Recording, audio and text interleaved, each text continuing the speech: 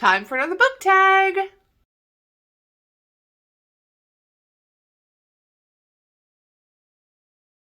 Hi everyone, it's Mary. Welcome back to my channel, and today I am popping in with a hopefully quick book tag video. I haven't done a lot of these in the last several months because it's not really a thing on BookTube anymore. I feel like really no one does tag videos.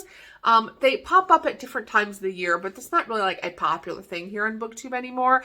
But I have been tagged in this one several times and I've just never done it. I've had several people over like the last year mention me and tag me in this, and I was like, you know what, let me sit down and just knock this out and get this over with since so many people have already, tagged me in it. So it is the Moody Reader book tag, and this one was originally created from Brittany over at Slanted Spines. I will link to her original video below so you can see her take on this, and it's kind of a fun one. So, and it definitely fits my personality, so I'm excited to get into the questions with you.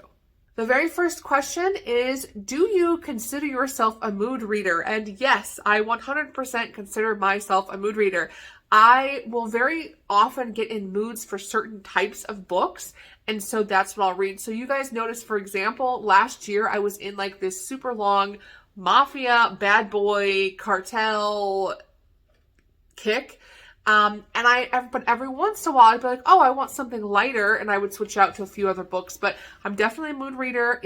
A lot of times I will go back and reread a book that I've DNF'd, because sometimes it's not that it's a bad book, it's that I'm not in the mood for that trope, or I'm not in the mood for that type of book. So it's not that it's a bad book, it's just that it was not the right headspace at that time for the book. So 100% this is me. I am definitely a mood reader. Question number 2 is, do you set TBR lists and do you stick to them? I tried doing a TBR a couple times. The answer is no. Because I'm a mood reader, a lot of times I will set a TBR because that's what I was in the mood for reading at the time I set the TBR. But then when I actually get to the book, I'm like, I don't really want to read this. And I end up not sticking to the list. So I have TBR lists, but not really ones that I stick to. So my TBR is just like collected by tropes and subgenres. So I actually have a Google spreadsheet for my ebooks, and of course I have like my physical books on racks, but I have them separated by like historical, paranormal, is it a rom-com, is it a darker romance, that sort of thing. Because if I'm in the mood for that, then I try to pick something off my TBR list that kind of fits that mood that I'm in. But I definitely do not ever stick to an actual like monthly or weekly TBR. Absolutely not. I never stick to it. Question number 3 is, do books affect you emotionally? And does the mood of a book rub off on you? Yes, they do. Definitely a mood of a book can rub off on me. If I read a book that is like super funny or rom-com-y, I tend to be a little bit more lighthearted that day. Whereas if I read a book that's a little bit darker and kind of depressing, I do sometimes get into that state. I also have a tendency to get very emotionally attached to my books. So a lot of times if it's like a scene someone dies or some big tragedy happens, I will definitely pop out a few tears. And this is just me, but like this, and this is going to sound very depressing too, but I love happy endings, but happy endings can sometimes, if I'm in a mood, make me sad. Because I'm the single old spinster lady who's soon to be dog mom because I adopted a doggy. Soon to be dog mom, old spinster lady with no kids. And sometimes I'll get to like some cheesy epilogue where it's like, they're in the kitchen with all of their children running around. And I'm like, I'm alone.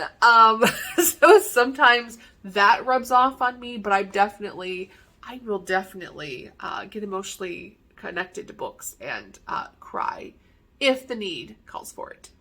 Question number 4, when you're feeling sad, do you read? Yes, I read when I'm happy. I read when I'm sad. Reading is my escape. But a lot of times if I'm really sad, I will try to read a book that's a little bit more lighthearted, like a rom-com or something that's just a little bit like lighthearted trope, because that sometimes takes me out of my funk and makes me feel better when I'm not having a great day. Number 5, most often, do you read to escape, to learn, or to critically reflect? I definitely use it to escape. I will sometimes use it to learn, especially if it's like a Bible study type book. But typically I read to escape and to just kind of get out of real life and to read something that's more interesting or more fun or will lighten my mood, whatever the case may be. I don't really read to reflect much. Again, if I'm reading to learn or reflect, it's probably a Bible study book. Number 6, what is a book that made you laugh out loud? Carnal Urges by J.T. Gessinger. I read this book, I think last month or the month before. It is hilarious. I love the main character. She had me in stitches. It is one of the funniest books I've read in a long time. And it's not even a rom-com. Sometimes I don't like rom-coms because of the plots in rom-coms. They tend to be a little bit lighter plots. But this book was hilarious. It was mafia. It had all of the things I love about mafia, but like a really super funny heroine. Loved it. I laughed my butt off. It's great. Number 7, what is a book that made you cry? It says, if you're not a person who cries, what's a book that emotionally moved you? Definitely Still by Kennedy Ryan. That book was amazing to this day. It is my favorite romance novel of all time. It made me cry multiple times, and it is one of the most beautiful love stories I've ever seen written. Question number 8, what is a book you didn't even know how you felt about? That's definitely Rogue by Blair Babylon. This was the one where it was like the one night stand, and then they stayed together, and then he was like a secret priest at the end. I was like, I don't even know. Am I intrigued? Am I freaked out? I don't know how I feel. It was a total roller coaster.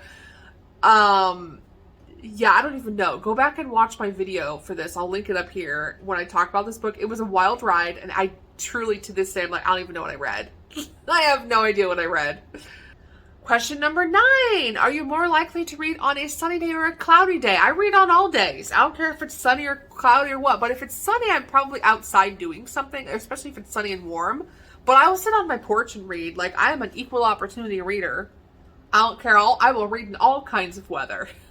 Question number 10. Do you usually set the mood when you read with lights and candles?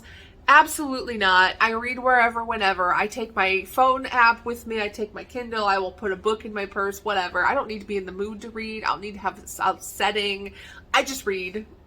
I read everywhere. And question number 11, can you leap from book to book, or do you need time in between books? I can leap. I usually typically have at least a couple ebooks and one physical book reading at all times, and I will just switch between them depending on what I'm doing. My one on my phone I take with me where I'm going out in places. My Kindle is usually around the house, and then my physical book is usually around the house. So I will just flip back and forth. I at all times, I usually have at least 2 books going, sometimes 3, so I don't worry about that. I can flip all around. All right, the Moody Reader book tag. It is finished for all of you who tagged me, and if you would like to also do this book tag, feel free to do so. Questions will be below, and all of that information you will need, and I hope you all have a good week. I will talk to you next time. Bye!